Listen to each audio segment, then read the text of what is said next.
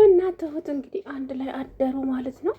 አባባ በደስታ ፈገግ ብለው እንግዲህ እንደዚህ ፊታቸው በደስታ ተሞሏል። ለቲና ደግሞ ትልቅ ሀዘኗ ነው ዛሬ ማለት ነው። ምክንያቱም ባሏ እንግዲህ ፍችኝ አልፈታም እየተባባሉ እዚህ ደርሰዋል። እሱም ፍችኝ ይላል፣ እሷም ደግሞ አልፈታህም ፍቺ እንደዚሁ ቀልድ ነው እንዴ? ትዳር እኮ ነው። ትዳር ደግሞ ቀልድ አይደለም። እውነት በይ እስኪ አንቺ ትዳርሽን መቼ አክብረሽ መታቂው ነው ብሎ እንግዲህ ካሌብ ነገራት ማለት ነው። እሷም ደግሞ ሞቼ ይገኛለሁ እንጂ እኔ በህይወት እያለሁማ ከትሁት ጋር አንድ ላይ አትሆንም፣ ምንም ማድረግ አይቻልም። እንግዲህ ይሄው ነው ያለው ገበያ አላት። እሷ እንግዲህ ራሷን ይዛ ቀረች ማለት ነው በሚያሳዝን ሁኔታ። አሁን እንግዲህ ካሌብ የትሁት ሆኗል በሚያሳዝን ሁኔታ ማለት ነው። አባባ እንግዲህ እንደዚህ በደስታ ተሞልተው ፈገግ ብለዋል። ምክንያቱም ይገባታል ትሁትዬ ማለት ነው የአባባ ጠበቃ። እሳቸውም ትሁት ልቧ ቆንጆ ነው፣ ምንም የሚያንሳት ነገር የለም። ስለዚህ ትሁትን የራስ እንድታረጋት ትፈልጋለሁ። እኔ እንኳን ኤደንን ነበር ያሰብኩት፣ ኤደንን አንተ አልፈለግካትም። ስለዚህ ትሁትዬ ደግሞ በጣም ላንተ ትገባሃለች አሉት አባባ።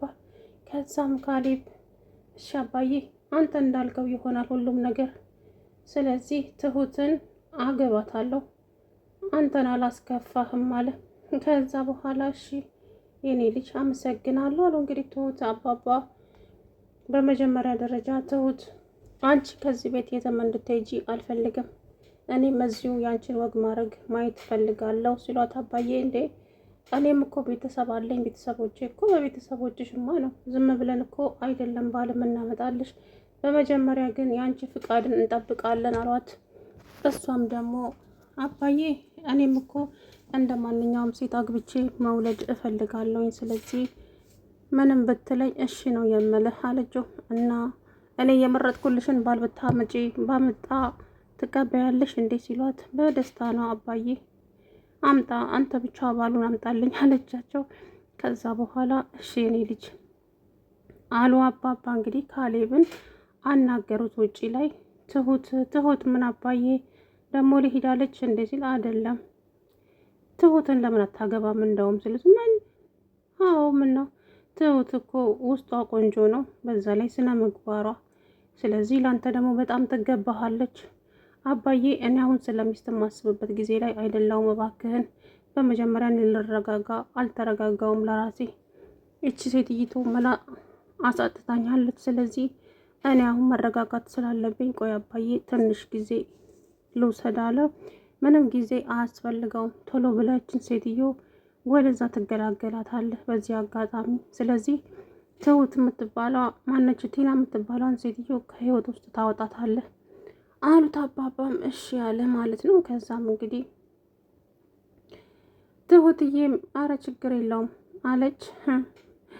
ግን አንድ ነገር የምልሽ ነገር አንቺ ፍቅረኛ ምናምን ካለሽ ሲሏት፣ አባባ አረ አባዬ እኔ ምንም የለኝም፣ ፍቅረኛ መቼ ደልቶኝና ፍቅረኛ ይዛለሁ ምንም አይነት የለኝም ስትላ፣ አባባ ደስ ከዚህ በፊትስ ምናምን ስለ አረ እኔ በጭራሽ አለች። እንግዲህ አባባን በጣም ተደሰቱ።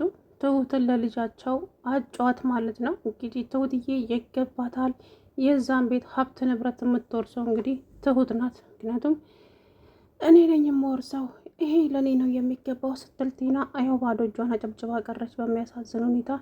እንግዲህ ምንም ማድረግ አይቻልም። ስለዚህ ትሁትዬ የካሌብ ሚስት ሆናለች ማለት ነው። አባባ እንግዲህ አጭተዋታል ደስ በሚል ሁኔታ፣ ምክንያቱም ይገባታል ብዬ ነው የማስበው። እንግዲህ ትሁት አሁን ላይ በደስታ ተሞልታለች። በተለይ ደግሞ እችኑ ቲናን ለማናደድ የማታደርገው ነገር የለም ትሁትዬ ማለት ነው። እንግዲህ ገበያው ይሄው ነው።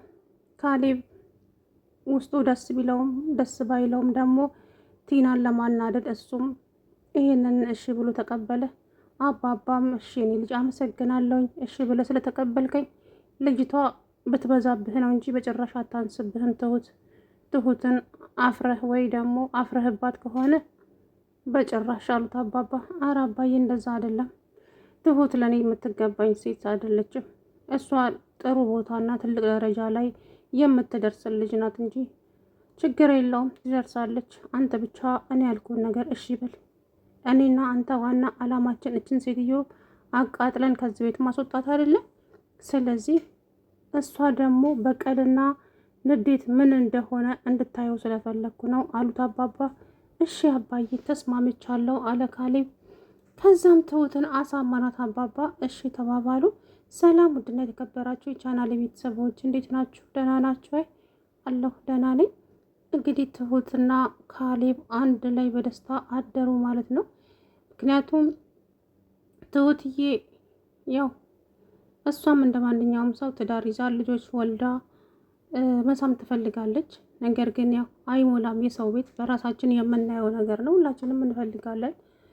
ግን ደግሞ ዛሬ ቆይ ከዛኛው አመት እያለን ሁላችንም እድሜያችንን የምናስቆጥረው እና እሷም ደግሞ ያ ነው ለቤተሰብ እንደዚህ አድርጌ ለቤተሰቦቼ አሳልፌላቸው ለቤተሰቦቼ እንደዚህ አድርጌ እያለች እንግዲህ ለዛ ነው እንጂ አባዬ እኔ ማግባት እኮ አቅቶኝ አይደለም አለችው። ከዛ በኋላ ችግር የለውም ሁሉም ነገር በጊዜው ይደርሳል። አሁን ግን አንቺ የምልሽን ነገር ብቻ እሺ ካልሽኝ ሁሉም ነገር ይስተካከላል። ስራም ልጀምር ካልሽ ስራ ከፍትልሻለሁ። ብቻ ግን ከዚህ ቤት የትም መሄድ የለም። አንቺ ከዚህ በኋላ የልጄ ሚስት ነሽ አሏት አባባ። እሷን በደስታ ኧረ አባዬ አታሳፍረኝ እንጂ ያለች፣ ምንም መፍረት የለውም እውነታው ይሄ ነው ትሁትዬ። ስለዚህ አንቺ ከዛሬ ጀምሮ የካሌብ ሚስት ትሆኛለሽ። በስነ ስርዓቱ ለቤተሰቦችሽ ሽማግሌ እላክና ከዛ በኋላ የቤተሰቦችሽን ውሳኔ የምናየው ይሆናል አለች። እሷም እንግዲህ አባዬ እሺ እንግዲህ ካለች በጣም ተደሰተች ትሁትዬ። እንግዲህ ካሌብ ሄዶ በደስታ እንግዲህ ጠጥተው መጥተው ሌሊቱን አብረው አደሩ ማለት ነው። እንግዲህ ትሁትና ካሌብ አንድ ላይ ናቸው አሁን። ቲና ደግሞ ወይኔ ቲና በገዛ እጄ ወይ ከዳኒ አልሆንኩኝ ወይ ከዳሬ አልሆንኩኝ እንደዚሁ ሜዳ ላይ መቅረቴ ነው እንዴ እያለች እንግዲህ እየጮኸች ትገኛለች። እኔ እኮ ነግሬሽ ነበረ ሁሉንም ነገር በአግባቡ ተጠቀሚ ስልሽ አንቺ ግን ልሰሚኝ አልቻልሽም እና የሚመጣብሽን መከራ እንግዲህ ተጠቀሚ፣ ራስሽ ቻዩ። እኔ ከዚህ በኋላ ምንም ልልሽ እንኳ አልችልም ትሁት ቲና አላት ካሌብ። ከዛ በኋላ እሺ ምን እላለሁ መቼስ ምን ልል እችላለሁ አላባባም። ትሁትዬን እንግዲህ ሄደው ልብስ ገዝተውላት መጡ። ልብሳቸውን እንትን አሉ። ከዛም ካሌብና ትሁት እንግዲህ አንድ ላይ እንዲያድሩ አደረጓቸው።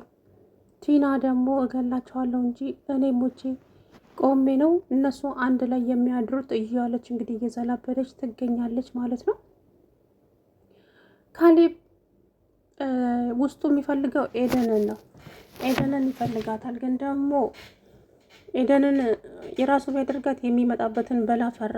ለዛ እንጂ ኤደንን የራሱ ማድረግ ይፈልጋል ማለት ነው በትክክል። ግን አባባም የተመኙት እሷን ነበረ።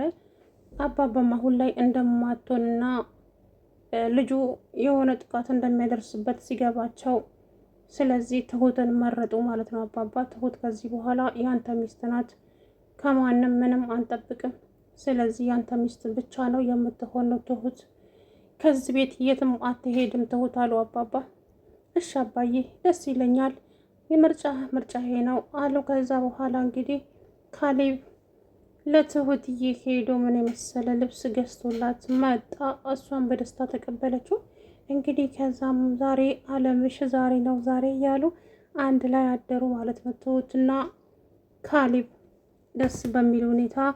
እንግዲህ ቲናና ዳኒ ደግሞ ወይኔ ቲና ተበላሁ፣ ካሌብ ጉድ ሰራኝ እኮ። ምን ነው እንደው የምታፈቅሪው መሰልሽ እኮ አንቺ ግን በጣም ራስ ወዳድ ሰው እኮ ነሽ ትሁት። ማነሽ ቲና?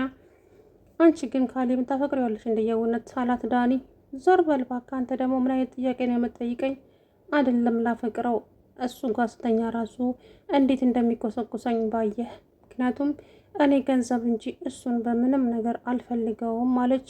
ከዛም ዳኒ አየሽ አይደለ ፈጣሪ ደግሞ የንጹህ አምላክ እኮ ጥሎ አይጥልም።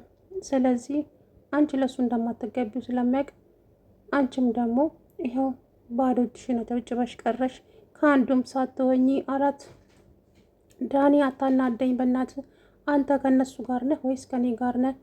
ዝም ብለህ ብቻ እኔ ምልህን አድርግ ከዚህ በኋላ ስትለው፣ ከዚህ በኋላ እኔ አንቺን ጭራሽን የምከተል መስሎሻል እንዴ? እኔም እኮ ባዶ እጄን ቀርቻለሁ። ይኸውልሽ አንቺን ስከተል ምንም ላላትርፍ። ስለዚህ ከዚህ በኋላ አንቺን የማዳምጥበት ምንም አይነት ምክንያት የለኝም አላት ካሌብ።